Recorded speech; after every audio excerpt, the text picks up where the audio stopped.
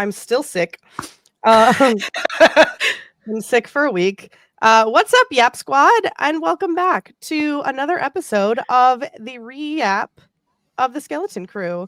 I am Brooke. If you're new here, I'm with my co-host, Sawyer, and our guest co-host for the Skeleton Crew recaps, Meigs, Meigalorian. Thank you for being here once again. Oh my god, thank you for having me. It's been so much fun. Yeah, and this is going to be our last Yap of the year. Yeah.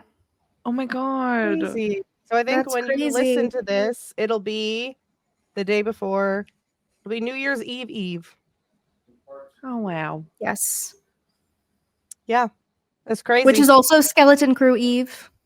Woo! It is also Skeleton Crew Eve. Yeah, so please, if you're here, thanks for being here. If you want to yap with us as you prepare for episode 6 of Skeleton Crew, that's what we're here for. Make sure to like and subscribe. I don't know.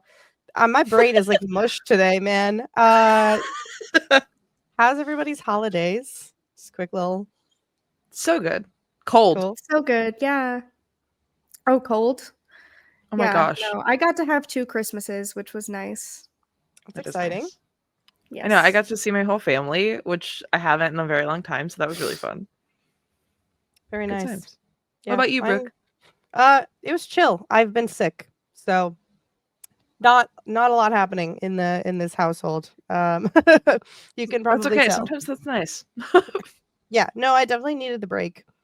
So regardless, it's nice. I did get some new stuff for my setup. I got new headphones because my other ones were broken. Cute. They're nice and pink. And I got a new mouse that's also pink. And I've never talked about my keyboard, but I got this. It was either last Christmas or 2 Christmases ago now. But it's a keyboard that looks like this, and it has little frogs on it, and it's called Strawberry Frog. Oh my gosh, I'm obsessed with that. Yeah. So if you're watching on YouTube, I just held up my little ducky keyboard, and it's got little frogs on it, and it was literally called Strawberry Frog. So now my whole setup kind of matches. And hopefully I get a new chair soon, and I will also make sure that matches, because it's funny, I don't like pink that much, but I do when it's like part of the gamer aesthetic. Yeah. Anyway, without further ado, I don't think we have any housekeeping. Yap Sesh is Don't forget about our Discord. Oh yes, please join our Discord. If you join our Patreon, which we also have at our $1 tier, you get access to our Discord, where we're there. Some previous guests that we've had on are in there. It's a great place for you to talk about the episodes or suggest topics for us, because it's hard, to keep this noggin thinking about what we're going to talk about next. And I think we're going to start doing some like watch parties and game nights and things. We haven't really fleshed that out, but it's something like that's going to happen. And hopefully Yapsesh will be returned in its full glory in 2025. Because Sawyer's done with school. Woo! Yay! Almost done with school. Fingers double crossed. But hopefully with that we'll have a lot more time to schedule and have some cool guests on. So thanks for bearing with us in this time of stress. As they say. But anyway, I think let's get into Skeleton Crew. Episode 5. Yes. So this episode, oh my God. it was silly, but like in the best way. I agree. This episode was called "You Have a Lot to Learn About Pirates," which I'm going to talk about that in a second. It was directed by Jake Schreier, who is the director of the upcoming Thunderbolts MCU film. And then it was written by, I'm going to butcher her name, Young Jo Wessner. This is her, like, from what I could see, her first big writing credit. She's written for other television series, including a show called High Potential, and then another show called Death and Other Details. So to go from that to Star Wars is awesome. And I really liked this episode, so that was really cool. And the Disney Plus synopsis of this episode is called "A Seemingly Pleasant World Will Test Our Heroes Like No Other." Non-spoiler thoughts, y'all? Oh my God. I loved this episode so much. I feel like episode 5 is always the one where they like kick things into gear into like times 10. Mhm. And so I feel like this episode was like a perfect like, oh, crap's getting real. Like we're going now. And I liked it a lot. Yeah, I agree. I think it was such a fun episode and so shocking, especially for it to be the Christmas Eve episode. It was Mhm. so much fun, and the way it ends was like, oh my goodness. Oh my How goodness. do I have to wait another week for this? But it was very exciting. Probably my favorite episode of the whole show so far. I would agree. Yeah. I liked this one a lot. It was really silly and added to like the Star Wars universe. We got our Yeah. first Star Wars pleasure planet or pleasure resort. Yeah. Unless you want to Mhm. count Canto Bight, but this is like kind of a different version. I feel like It was Different like a- that's yeah, like that's more of like the like Las Vegas kind of vacation vibe. This Yeah. was more like a hot spring chill Yeah. kind of vibe, you know, like Yeah. Iceland. Iceland. Yeah, it was definitely like a spa. That's what they said. Yeah. So I thought that was cool because I think we talked about it with the first 2 episodes that a lot of people didn't love that it was like suburbia, but I kind of love that there are things in Star Wars that reflect stuff that we also have because the universe sure. is so vast. Why wouldn't it? It's a whole galaxy. There's all Yeah. kinds of stuff going on. And they really pulled out all the stops for the planet of Lanupa because there Mhm. were so many different aliens. We saw a hut. We saw Mhm. someone. Was it Rada? I don't Was my think question. so. I was like, wow, it's Jeremy Allen White, maybe. Our first look. He said, "OMG." Yeah. Listeners, if you don't know, there was a Deadline article or Variety, I think, that came out a few weeks ago and said that Jeremy Allen White was cast as Rada the Hutt, Jabba's son, or the voice Insane. of, for the Mandalorian movie, which has not been confirmed by Lucasfilm, but I think it's hilarious if it's true because you go from Lip That's- Gallagher to Carmi Berzotto to Rada the Hutt to Stinky. What a lineup. Honestly. And I feel like Stinky's the most iconic of those roles. For sure. Yeah. But anyway, Moving on. Yeah, so we start the episode off where they are re-waking 33 after his very terrifying attack on the kids last week. And it looks like KB had reprogrammed him to be less aggressive towards their questions about Atten, where he still has the location. But he doesn't have the location. I can't remember why they went to Lanupa. They still needed the coordinates. he says that the coordinates are in his old captain's lair. That's right. Okay, so he knew Yes. he didn't have them on his person. But he knew where they were. He knew where to Yes. find them. Yeah, Yes. he knew Yeah. where to get them.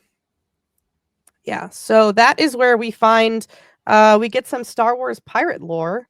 Where apparently 33 was the on the crew of Tak Rennod or Rennod. Doesn't say when, like how old this pirate is or how long ago he was a pirate, but apparently, according to Jod, is like one of the most renowned pirates in the galaxy, and that the ship that they're on is called the Onyx Cinder, which I think is kind of a sick name. It's Yes. giving like Chester Copperpot in Goonies, you know? Yes. I think this episode highlighted the Goonies parallels very heavily. Very Yep. heavily. This, and it gave me a big Indiana Jones vibe as well. Yeah. Mm, I would which I- agree. I think yeah. sorry. I think they're like encompassing all of these 80s films, and Indy is one of those. But I'm trying to think. Oh, so before we go to the planet, we are met with a upset Wim. Poor little Wim is all Little sad. guy. And Jod finds him and reluctantly goes to console him, which I thought was like I know that this my brand of character is like reluctant, adopted, grumpy dad, but I feel as though Jod is more of like a babysitter or an older brother. Mhm. Like even though he is like father age, like he could be their dad. Like I don't know, the vibes that I get are kind of like older brother vibes. Yeah, I'm not getting Joel Miller from Jod at all. Yeah. No, I'm definitely getting like older sibling. Yeah. Yeah. So this is where we get a drop, a line drop of Jod tells Wim, your focus determines your reality. And I was like, oh, he said the thing. Interesting. Which is a callback, if you don't know, to Qui-Gon talking to Anakin in I almost said The Force Awakens, The Phantom Menace, where he tells Anakin the exact same thing. So, do we think Jod is a Jedi or was a Jedi? No. I like it's so specific of a line that I'm like they could have changed the wording and made it like different, you know what I mean? So I'm like, were you somewhere? But I'm also like, I don't know what he was, and it's driving me crazy. If he was a Jedi at any point, he was taken by pirates as a youngling. And like Yeah. that's it. Ooh, that's Yeah. possible too. I definitely think we've gotten rid of the he's using magnets theory. I think he's definitely using the Force. He uses the For Force sure. quite a bit in this episode in ways that out in the open where it has to be the Force. But I do not think. I also think it's very possible that he's just very well read on the Jedi. Yeah. Like, I feel like pirates are very well informed about that sort of thing.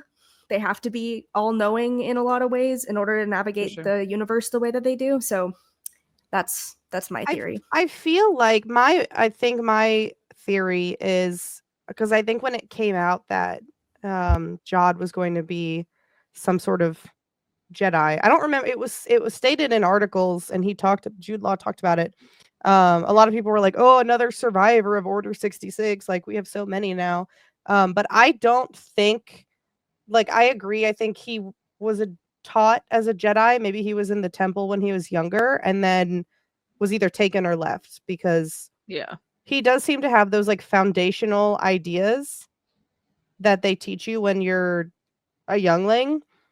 But the way that he utilizes those ideologies it's like a very immature level of understanding, which makes me think that he didn't grow up and become like a knight. You know what I mean? Like he took his lessons that he learned when he was a kid and like applied them to this piracy. That's like kind of the vibe that I'm getting. So who knows if we'll actually get the origin of where he came from. Maybe if there's a season 2. But yeah, I thought that line was really cool. I love that little callback to the Phantom Menace. Me too. And then they go to Lanupa, which they didn't know was Lanupa. What did 33 call it? Skull Rock, Skull Mountain. I think it was something like that.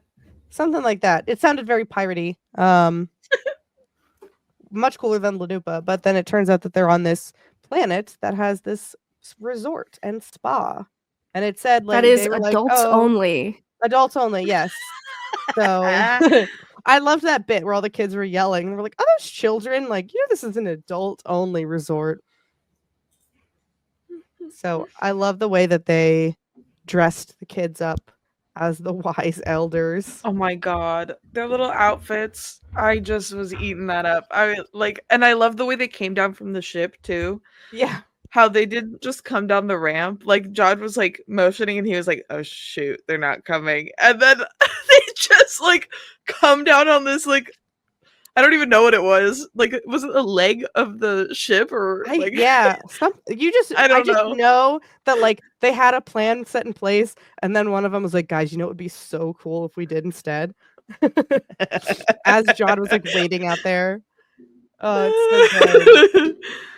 It reminded me of Jawas. Like I feel like that's how Jawas would Oh like, yeah, transport. yeah. And then being like tiny with Two the little Jawas in a hoods. trench coat. Literally. And I loved the I like also, fake like- language they did. The whatever. I don't even know what they said. They were like, they just started yapping, and I was like, all right. Yeah. And then also SM33 being like shrunken in. That was also really funny. All of his little extensions were just like The poor restraining bolt. Oh my gosh, that was so funny.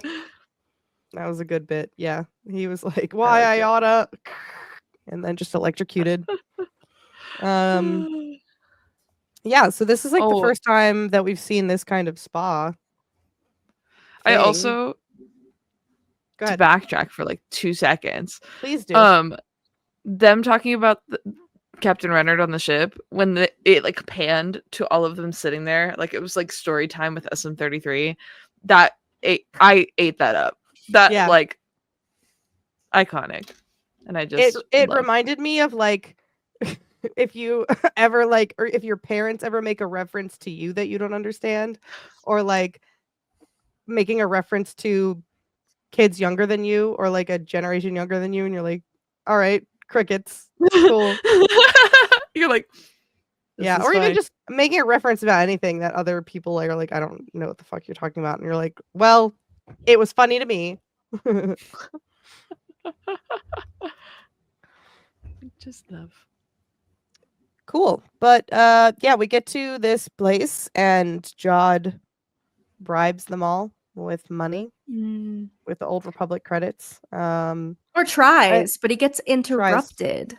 Yes, he gets interrupted by a lady, and her name is Pocket. And she is, I don't know what species she is, but the first thing I thought of was that she reminds me of Orla Jareni. Oh yeah. Yeah, she does. I didn't even think of that. Or a lot of people are saying she's Umbaran.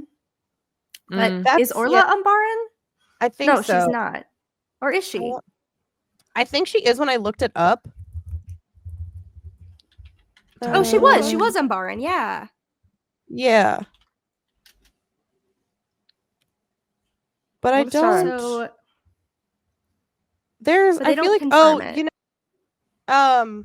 Who is the guy from Jedi Survivor? That's also like the white hair and the. Oh my god, I can't think of his name right now. Oh, Dagan Gera? Yeah, Dagan. Is he also an Umbaran? Let me look. Actually, I don't think so. I think he's something else. But I also saw that comparison as well. Looks very similar. Arcanian offshoot. Oh, all right. What does that mean? Okay. So we have a couple of options. A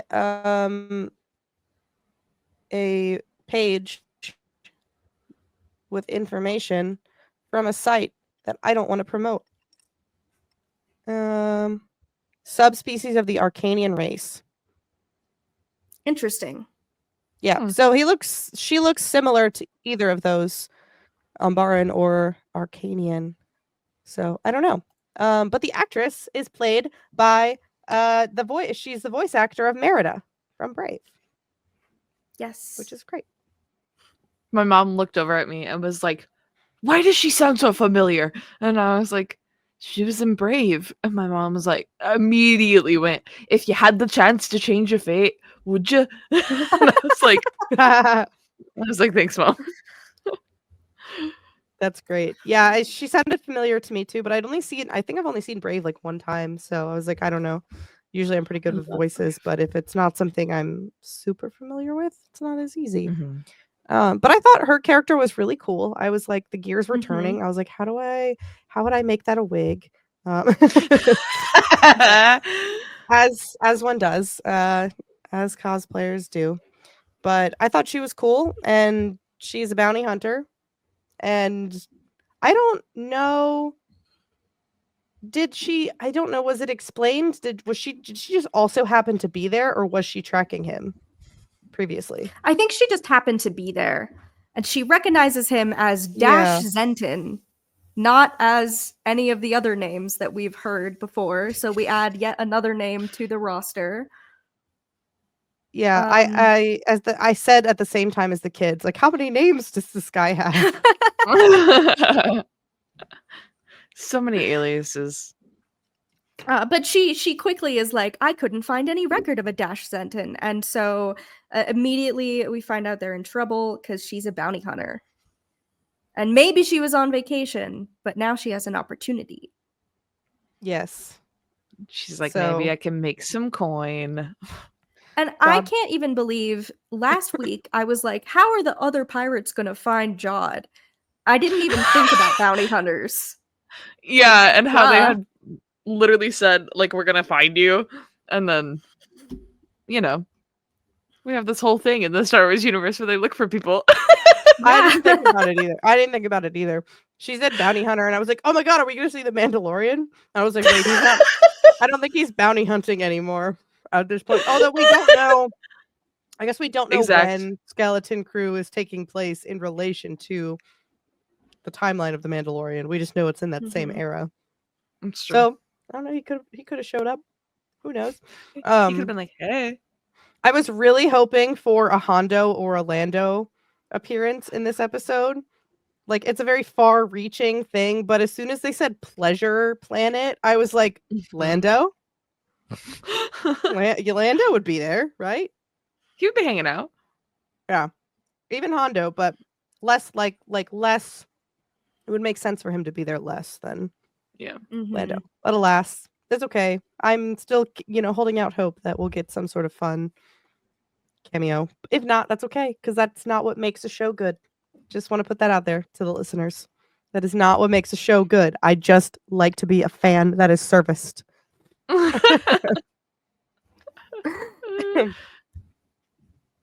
then the band splits up, as they say, to go. They're looking for find the entrance, the cavern or whatever. Mhm. Yes, they're looking for wherever the entrance is for the secret lair of Tak Rennod. And They all say it different. Yeah, it's the Star Wars. That's how it goes. But yeah, and then we're introduced to. Did he have a name? The big octopus guy? I believe yeah, it he was did. Catholips. Catholips. Yes, because I That's such a thought good it was name. a play on Cthulhu, because it was a very Cthulhu looking guy. I loved that little. You thought he was gonna. It was so like 80s movie, so like kids movie. You think that this guy's gonna be dangerous, and then they come down to like save Fern, and they're just telling stories, and he's like, and then what happened? They're just besties hanging out, I loved it. So It good. was good. And then he just randomly had a morning star as a tentacle. Yeah, what? And was like, here, I can help you out, and just like blew a hole in the ground for them. I like that he just helps them, and like there's no kind of exchange there. He's just like, yeah, like, it's he's like, I'll get you in. He doesn't even ask like to get any of whatever they're looking for. He's like, yeah. He's like, sure, you told me a good story. That's fun. That's good enough for me. Good enough exchange, I think. Cool. So we go through, we get down to this place, and there is what looks like water, but it is not water. It is acid. And KB, I think, is what finds the writing on the wall and translates it. Yeah, because it was like up above them. Yeah. So this was very reminiscent to me of like Indie and the Uncharted games and Tomb Raider, where there's like puzzles to get to like the next area. So the puzzle was whatever, life's greatest sacrifice. And KB, being, a kid, is like, oh, dying. That is the life's biggest sacrifice. So somebody's going to have to sacrifice themselves. And this whole episode, really, I like that Jod kind of gave them that like adult perspective on their like, childlike view of the world. And and not in a way where it's like tarnishing their innocence in any way, but it's just like, hey, the world is a lot bigger than you think it is. And there's like a lot. I think that's been kind of a common theme throughout the show, especially with episode 4 and 5. He thinks. Yeah. I also like that he didn't outright give them the answer. Like when they're trying to figure out, like he knew pretty much immediately what the sacrifice would be, but he kind of led them to figure it out themselves so that, and I kind of like that. It's like when you're teaching kids, they gotta like problem solve. And he's like, how would you do it? And like all of this is happening while they find out that the pirates are at the planet. And so they're like trying to figure it out and get down there before they all get down there. And it's very good. I enjoyed that. Yeah, my question is, and maybe this is not me being nitpicky because it doesn't affect my feelings on the episode whatsoever. But like when the acid drains, I'm like, isn't there still acid on the ground? I had that thought. Which is, you got to suspend some disbelief there. But I was just like, oh no, they're gonna get acid all over their shoes and burn their feet. But they make it through and they get to this secret lair that's full of treasure. Woohoo! And a really cool like throne. Yes. Yeah. It was like a skeleton, but also like a droid at the same time. It was like the vibe that I got from how it looked. Very like kind of High Republic-y. Kind of. I feel like we keep getting a lot of like little hints of like High Republic and Old Republic stuff like throughout. Like it feels almost like, because I keep seeing people talk about like where they think stuff is coming from on social media, and I think that it's very interesting how it feels like there's almost kind of an overlap between the High Republic and Old Republic stuff. Like some of this stuff might have come like right when the eras were kind of shifting, and so I think that has been a very interesting detail that like we can't even pinpoint exactly which one it's in because it feels like it's kind of in the middle of both, but that brings me to another thing, is that in that room Wim finds a lightsaber. He does, and it does look like a very High Republic lightsaber. It does.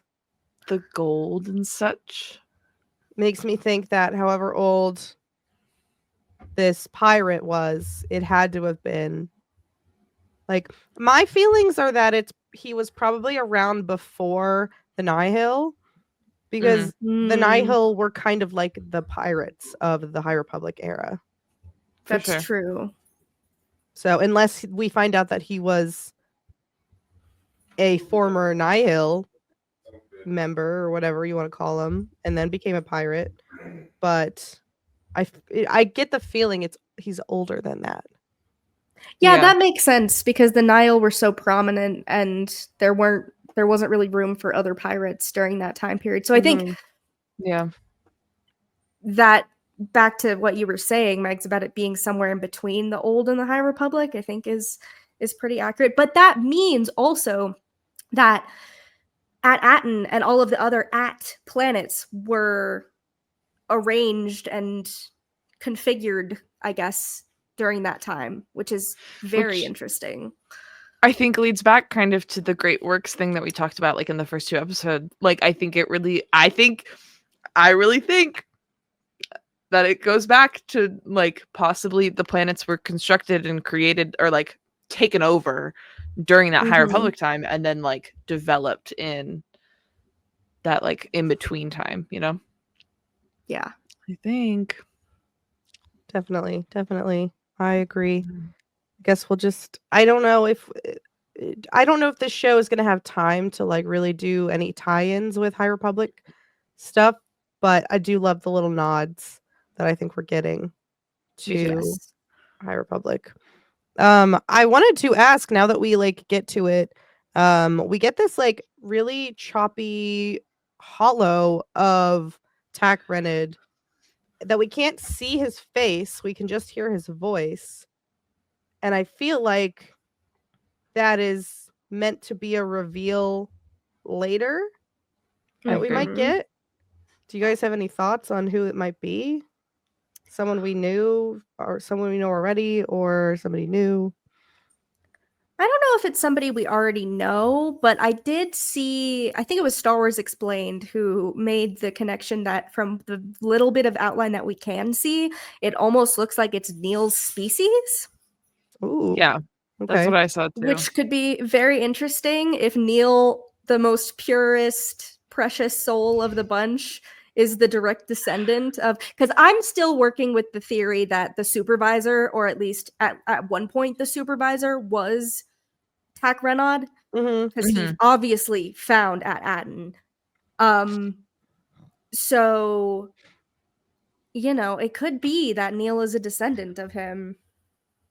And okay, wait, piggybacking off that theory, if we're saying that like Tak was descendant of Neil and all of that, in the first or second episode, when we go to Fern's house, they have that mural in the background, and his species was on that.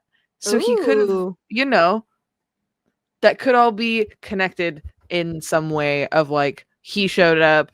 Oh, I gotta look at that mural again. Hold on. I'm gonna find it while we're talking, because I can't remember if he was like set apart or not. But I feel do like love the poetry of that, if that were to be true, that like Neil, this like pure innocent child, being the descendant of this like swashbuckler, you know, guy who probably did terrible things to get all the treasures that we see. That would be a good twist. I feel like similar to the Acolyte, the mysteries that we think are the show is going to be about, they like reveal immediately or like in the next episode. So I think that maybe this next episode we'll find out more about Tak Rennod. It could be that the kids fall into this ditch or hole, whoever they, you know, at the end of the episode, Wim presses the button and gets them out of there. Kind of jumping ahead a little bit, but I'm wondering if we're gonna like, they're gonna be able to see more. Whatever is down there might be more.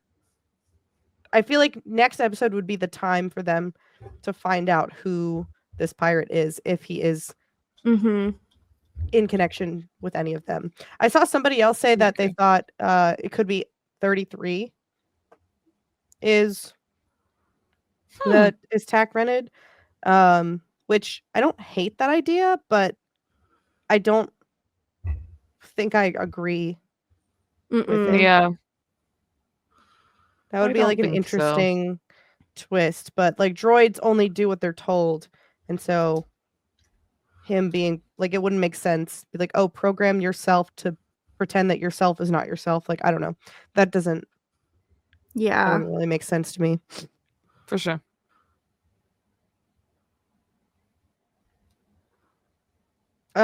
Cool. How do y'all feel about the Jod turn? Awful. I feel awful about it. I should have seen it coming a mile away. Billy was watching it going like, oh, I knew this was going to happen in this episode, like, obviously. And I was like, no, like, just when I was starting to like Jod, I had mixed feelings about the character. And then I was like, okay, I like this character. And then... Yeah. I think there is a chance that he could still be, like, not necessarily a bad person. I think that this could be a ploy of some kind, but I also think that he just really wants the treasure. I think that he's a pirate. I think it's so interesting that the treasure is like a mint. Like, it's not this rare, one of a kind bounty. It's just a mint for credits. Yeah, I guess because it's Old Republic credits, they're more valuable, and it's probably the last living place that's actively making new Old Republic credits. But yeah, so that was an interesting reveal as well, which I had kind of figured something. It was either that or they, like, the whole operation was them just like funneling the credits in and out, like the big treasure was like all of the money that's on the planet. I knew that we were gonna get some sort of Jod turn. I just didn't think it was gonna be this episode. Yeah, it feels early I mean, we only have Mhm. 3 episodes left, but it still feels, which is like, now I'm like, I don't know what's gonna happen in the next couple. I think that there is I still know. possibility for him to like turn around and do the right thing. Because I know there's gonna be some people that are like, he held a knife to Fern's throat. That's unforgivable. Yeah. Well, But what kind of crazy though. I mean, intense at least. it is intense. Mhm. To me, I don't think that he would actually have killed her or like I don't slit Yeah, her he think didn't throat. seem like he wanted to. He did. I There was resistance there. He was preying on their fear, For and sure. he was, he was preying on the expectation that she was gonna concede, which she Yeah. did, or yield. And I get the vibe. It was like a threatening thing. It was not like I'm gonna slit your throat right now. Yeah, it He was was more just so I waiting. am asserting power and taking over. Like, Mm-hmm. Yeah. Yeah. And there were multiple instances, I think, throughout this episode. Like I was talking about earlier with Jod kind of like giving them a wider perspective of the world, but also about like what it means to be a pirate. And mhm.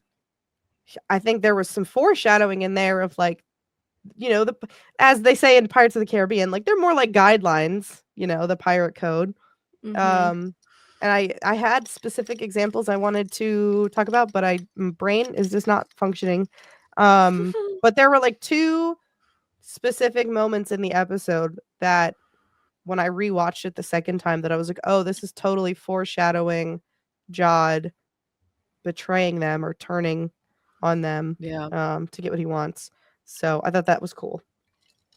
Yeah, but to be fair, I mean, I think, and this is to prime the audience as much as it is to prime the kids. Every single time that they've met somebody that knows Jod, the person is like, "Do not trust this guy." Yeah. So Yeah. it was coming, and I think the kids also had that expectation. They just weren't expecting it to happen at that moment. Yeah. Oh, For Fern sure. was totally suspicious of him the entire time. So Mm-hmm. Oh she had yeah. at least She was like, that awareness for sure. I just feel bad for her because that really I Yeah. that had to be know. scary. Gosh, I think that whole sequence, like, you could just see how afraid they were, and especially because, like, last episode, they literally got saved by Jod. Mm, Like, Yeah. that I feel like in the kid brain, it's very like, wait, no, you just did this thing. Like, you just saved us. What do you mean you're gonna try to kill us? Like, what? Mm-hmm. That kind of like linear black and white. Like, that's not how that's supposed to work. And mhm. so, yeah. Yeah.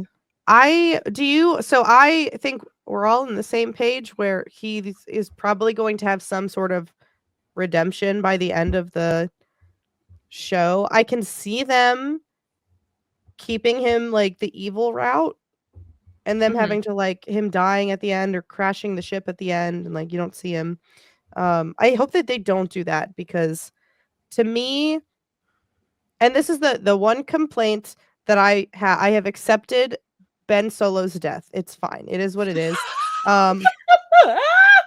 But to me, I think the more interesting story is if he has to like live with the consequences. And he did have like a redemption turn at the end. I don't think they're gonna kill Jod off.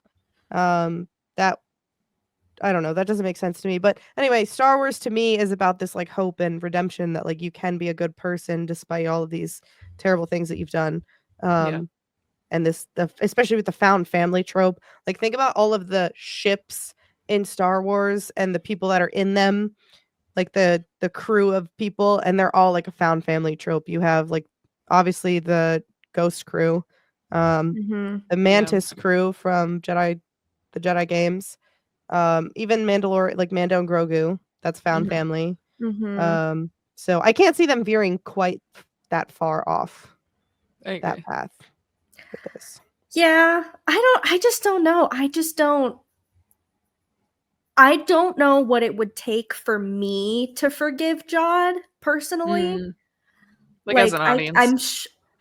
And maybe that's just I can't see that far into the future as to what's going to happen as the rest of the story plays out, but he never I don't think he at any point had their full trust. Mhm. So there's like that's a really high ladder for him to climb to reach Mhm, for complete sure. redemption. I could definitely see him like sacrificing himself, or like maybe there's a moment where he has a change of heart, or like I could see that happening. I just don't know if that's enough for me to be like, oh, you turned out to be a hero of this story. I think, and I don't Yeah. think that's the direction they're going to go. The kids are the heroes of the story. mhm. Absolutely. Yeah, I see Jod, and I think they're intentionally giving a lot of qualities to Jod as Jack Sparrow in the Pirates movies, Yeah. where Kind of you're that anti-hero. anti-hero, you're never quite sure what he's gonna do. He's gonna pick the selfish option a lot of the time, but also the thing that he does is part of this like larger plan that you don't think he's capable of, because he normally is very impulsive. Like, it gives me that vibe. And obviously that's hard to convey in a show with only 8 episodes, and you had 6 Pirates movies where he For does sure. the same thing over and over again. So we'll see. But that's kind of why I think, like, I don't think he's gonna be a hero, but I think he's gonna maybe kind of like a Han Solo type, where he's like doesn't want to help and then ends up doing the right Yeah, thing. reluctantly is like, dang. Yeah. So I can see that. So I don't know if the kids are gonna necessarily forgive him, but I could see them being like, wow, you came back and helped, when it was really needed. I'm gonna respect you a little bit. Yeah. I agree. That's the vibe. That's the vibe I get. I like the vibe. Anything else about this episode? We didn't talk about Wim's lightsaber moment. Oh my god, my yeah, we did gosh. not. That was so funny. So Wim, as soon as we saw the lightsaber, it was right after Jod was like, "Don't touch anything." I was like, "Oh, he's gonna pick that saber up. He is It's not like gonna be able to resist." oh, what's that rule in like media where like if you show the gun will be fired? Like it's Yeah. just a matter of when. You know what I Yes, mean? exactly. Yeah. So poor little Wim was gonna have his little hero moment, and was He was so holding the excited. saber upside down. Poor Angel. I really thought, for a minute there, I really thought he was going to succeed, but what we got was so much better, I think. The fact that we've never seen a saber fully ignited like that is so funny to me. And the fact that it like bashed into the ground because it's longer than him because he's a Yeah. kid. And so it just like cuckoosh. It just was perfect. I was like, you could not have orchestrated a better moment. And then he Yeah. immediately just like ah. Yeah. That was, I feel like that was maybe a little reality check, because even Jod was like, "This isn't one of your stories," which we're seeing, I think, a little bit of like, I don't want to say removal or like killing of innocence, because they're still kids, and they feel like they have this like whimsy, about them. Mm-hmm. But a reality check, a little bit of like, this isn't a Yeah. story. Like, you can be here, you can do the right thing, but have realistic expectations. Mm-hmm. But we end the episode where Jod takes the lightsaber. Yeah, he does. He's got it. Which I was gonna say, mention, I think there's one screen. I think it was one of the first screenshots that they showed of the show. Is Jod coming off the ship with the kids behind him, and he has the lightsaber on his hip. Oh. Yeah. And we You're haven't seen right. that. We haven't seen that in the show yet. Obviously, Oh because my he just got god, the yeah. saber. I'm gonna look it up right now, because No, I think know I did exactly what today. you're talking about. I also like that while you're looking that up, that Wim, who has been told this entire time, don't push any buttons, don't do anything dumb, like don't do the thing, he immediately saves them by pushing a button essentially to get them out of there. That made me laugh. I was like, it worked for Good something. job, buddy. Yeah. You did it. Yeah, okay, so the picture is they're walking down from the ship. Jod is in front, and the kids are behind, and he has the lightsaber. So obviously we're going to see them reunite, whether that is by force or by choice. I mean, I guess Yeah. they kind of have to if they all want to get to the same planet. Mm-hmm. So I don't know if that's like a. But it didn't seem like Jod was going to leave them behind. He was like, nah, I just want to be in charge here. Yeah, and he did say like to 33 to take them as prisoner. Yeah. That's right. That's right. So that's possible that they could be. They don't look restrained. No, he probably is gonna.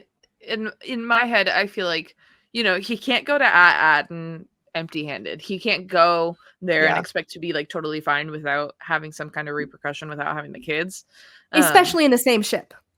Exactly. Yes, and because so, Wendell is gonna recognize the ship for sure. And so I think that he knows he has to go back with them no matter what. So I feel like next episode is going to be him trying to get them back, get them on the ship to go home.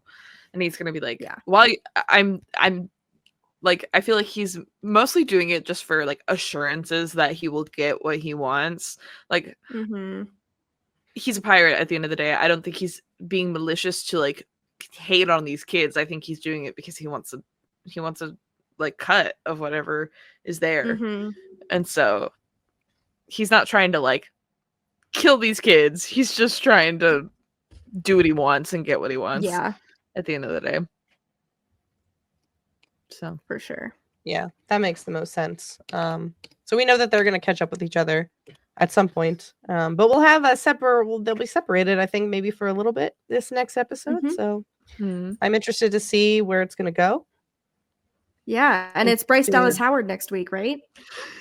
Oh, yes. I forgot. I already know it's going to be my fave. Yes. My fave episode. So excited. She but yeah, I think that no, she doesn't. But yeah, I think about that covers it. Did we miss anything from the episode that we wanted to talk about? Oh, we didn't really talk about the parents at the beginning. Oh yeah. I'm blending all of my episodes together. No, it's okay. Why. I also thought it was a different episode, but I just thought of it. Like it does the parents, start that way. Yeah, they had that little moment where Neil's mom came and gave Wendell this thing to like give them clearance for the barrier, which I thought that was interesting. Because how did the kids get out of the barrier if it's like completely locked down and they need an access code? That's where I went. I don't know. My question, this is why I think that the ship who would belong to Tak Rennod is or was at one point was the supervisor. Yeah. Because it would make sense if he was allowed to leave the planet. Yeah, there's like an access code embedded in the ship. Like I don't see either how they would have been able to leave. It's either that or the access code is just like a rule, not an actual thing. Like you can actually leave the barrier, but to keep everybody in place, they have that. Oh, it could just be like a propaganda kind of scare. Whatever. Tactic. I totally believe that too. Yeah, because everyone is kind of like, it's all about order, like doing your thing, going to school, getting your job. Yeah. Not like causing any problems. So yeah, I can totally see that being a thing too. I definitely hope we get more of like what the parents are up to next episode, because I liked that little peek, but I'm hoping we get more. Yeah, it's nice that we keep revisiting them, because I hope that I still kind of feel like there's going to be like a parents meet the kids, and it's like the kids have been doing this thing and the parents have been doing that thing, and together they're going to figure out the mystery of Aden. Yeah, for sure. And I think we're going to get more. I don't know. I just feel like you don't cast like Academy Award nominated actors to like only have them be in your show very briefly. Yeah. So I'm interested to see more of Fern's mom and his dad and all the parents. Yes. Yeah. Cool. That's it. I think we did it. As my voice is fading.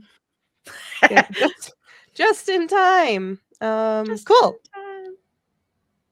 Well, we did it. We love. I think we all liked this episode a lot, and I'm very excited for next week. And this is our last 2 days. 2 days. Oh my god!